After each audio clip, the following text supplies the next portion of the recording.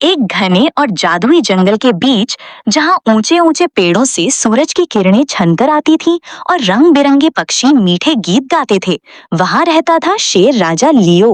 वो बहादुर, ताकतवर और पूरे जंगल का सम्मानित राजा था।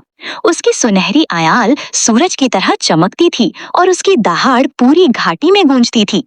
एक सुहानी सुबह लियो जंगल में टहल रहा था। तितलियां उसके चारों ओर उड़ रही थीं, हिरण झुककर उसे प्रणाम कर रहे थे और बंदर उसे सलाम कर रहे थे। तभी उसे एक बहुत छोटा सा डरा हुआ सा स्वर सुनाई दिया। कृपया मदद करो प्लीज, किसी ने चींची कर कहा। लियो ने पीछे मुड़कर देखा तो एक छोटा चूहा भारी लकड़ी के नीचे फंसा था। उसका छोटा सा शरीर डर से कांप रहा था। राजा होने के कारण लियो चाहे तो उसे नजरअंदाज कर देता, लेकिन उसका दिल बहुत दयालु था। उसने हल्का सा धक्का देकर लकड़ी को हटाया और चूहे को आजाद कर दिया।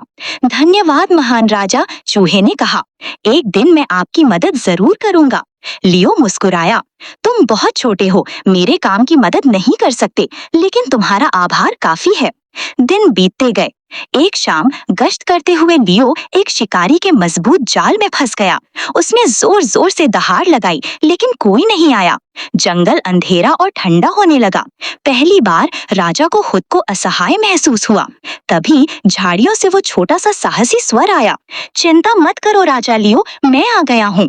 वो वही चूहा था। वो तुरंत रस्सियां काटने लगा।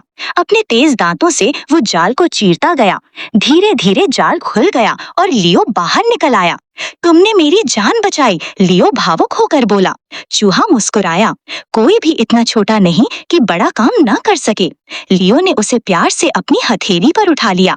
आज से इस जंगल में हर जीव बराबर है, बड़ा हो या छोटा।